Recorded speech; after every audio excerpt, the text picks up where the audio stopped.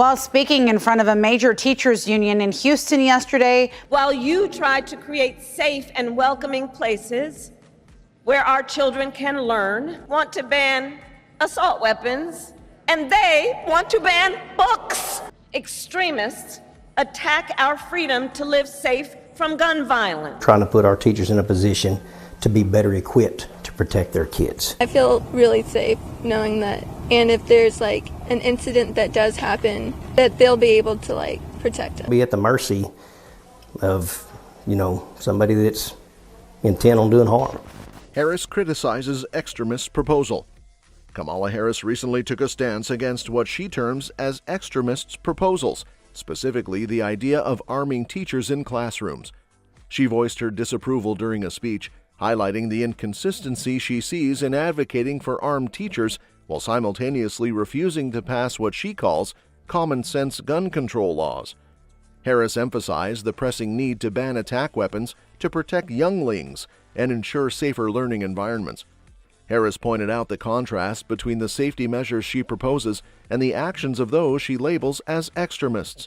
She criticized their focus on increasing the presence of guns in schools rather than implementing stricter gun control laws. According to Harris, this approach undermines the efforts to create safe, welcoming educational spaces.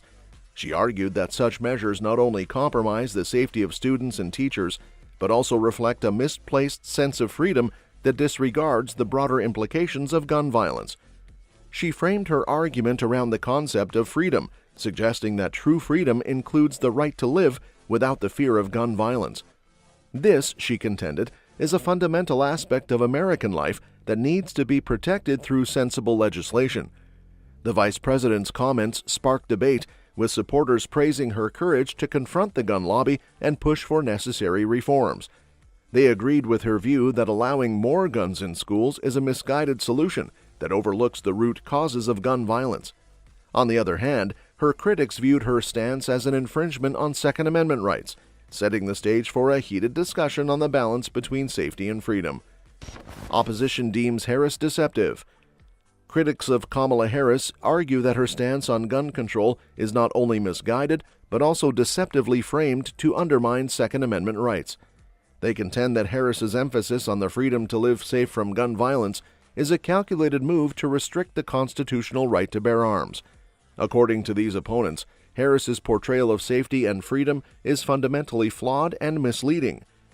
The core of the opposition's argument is that the freedom Harris advocates for living safe from gun violence cannot justify the imposition of restrictive gun control measures.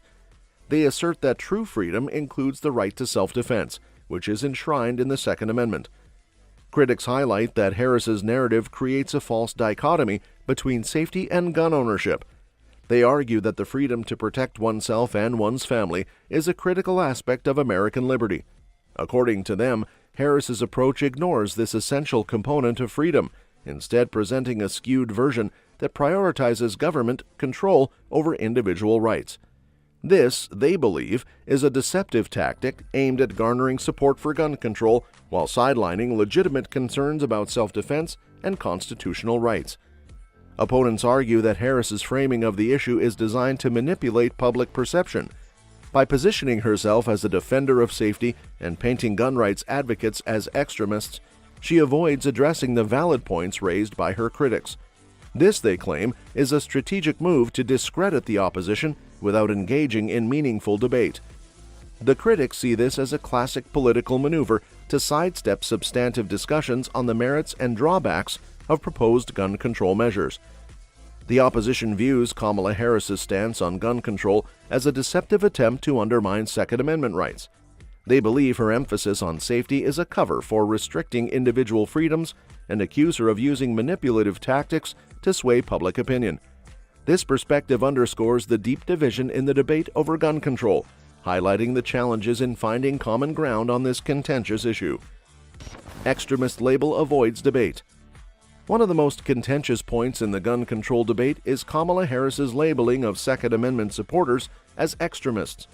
Critics argue that this tactic is a deliberate attempt to avoid genuine debate and dismiss opposing views without addressing their validity.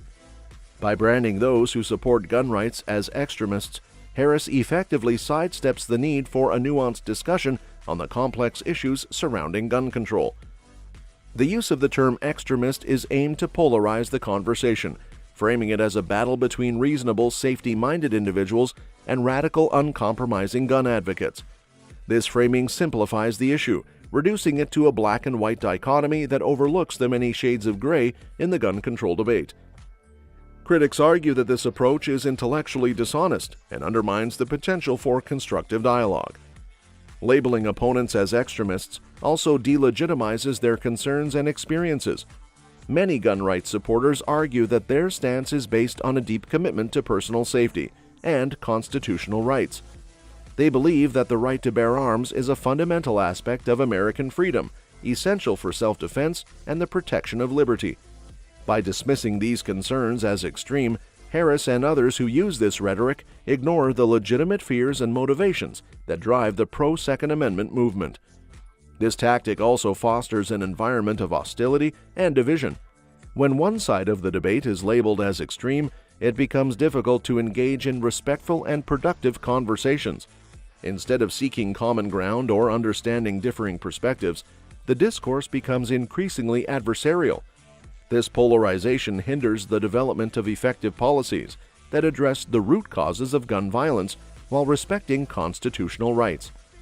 Critics argue that Harris's labeling strategy is a way to shift the focus away from the weaknesses in her own arguments. By portraying her opponents as irrational extremists, she avoids having to engage with the substantive critiques of her proposed policies. This evasion tactic prevents a thorough examination of the potential consequences of gun control measures and stifles a healthy democratic exchange of ideas.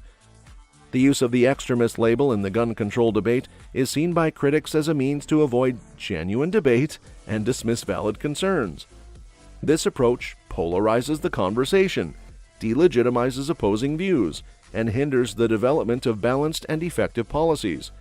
The debate over gun control requires open, honest dialogue that respects the complexity of the issue and the diverse perspectives of those involved.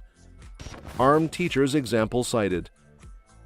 The debate over arming teachers in schools is brought into sharp focus by real-world examples of educators who have taken up the responsibility of carrying firearms. One such example is Carl Donaldson, a science teacher at a rural high school in Colorado. Donaldson's story is often cited to illustrate that the proposal to arm teachers is not as extreme or unrealistic as some might believe. His experience highlights the practical considerations and motivations behind why some teachers choose to carry guns in the classroom. Carl Donaldson spent 6 years with the National Guard before becoming a teacher.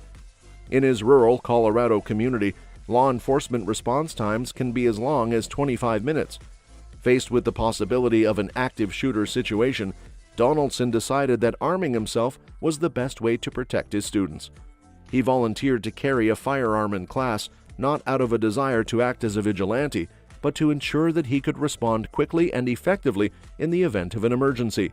Arming adept and highly trained teachers with guns would prevent future school massacres. Trying to put our teachers in a position to be better equipped to protect their kids. I feel really safe knowing that, and if there's like an incident that does happen, that they'll be able to like protect us. Be at the mercy of, somebody that's intent on doing harm. I feel protected. I don't feel like they're going to threaten me in any way. I feel like if someone came in, that I know that they're going to handle it. And I have complete faith in our team that they're willing to. Donaldson's decision is framed by his understanding of the unique challenges faced by rural schools. In these areas, the nearest police or sheriff's office might be a significant distance away, meaning that in a crisis, teachers and staff are the first line of defense. By carrying a firearm, Donaldson believes he can provide an immediate response to threats, potentially saving lives in the crucial minutes before law enforcement arrives. Supporters of arming teachers argue that examples like Donaldson's demonstrate a practical solution to the problem of school mass incidents. They contend that teachers who are willing and properly trained to carry firearms can enhance the safety of their schools. This approach, they argue, empowers educators to take an active role in protecting their students, rather than relying solely on external security measures. Critics, however, remain deeply divided on this issue. They worry about the risks of having more guns in schools, including accidental discharges or the potential for firearms to fall into the wrong hands. They also question whether teachers, even those with military backgrounds like Donaldson, should bear the additional burden of acting as armed protectors. The example of Carl Donaldson and others like him underscores the complexities of the debate over arming teachers. It highlights the practical concerns of rural educators and the motivations behind their decisions, while also raising important questions about the best ways to ensure school safety. This nuanced discussion reflects the broader challenges in finding effective solutions to prevent school mass incidents and protect students and staff. Safety comes from empowerment. The argument that real safety and freedom come from being prepared and empowered to defend oneself is central to the debate over gun control. Critics of Kamala Harris's stance on gun control argue that her approach, which emphasizes restrictive measures, fails to acknowledge the importance of individual empowerment in ensuring personal and communal safety. They believe that true safety is achieved not through disarmament, but through the ability to protect oneself. The perspective is rooted in the belief that self-defense is a fundamental right. Proponents argue that the Second Amendment guarantees individuals the ability to defend themselves, their families, and their property. They contend that laws restricting gun ownership and use undermine this right, leaving people vulnerable in situations where they might need to act quickly to protect themselves.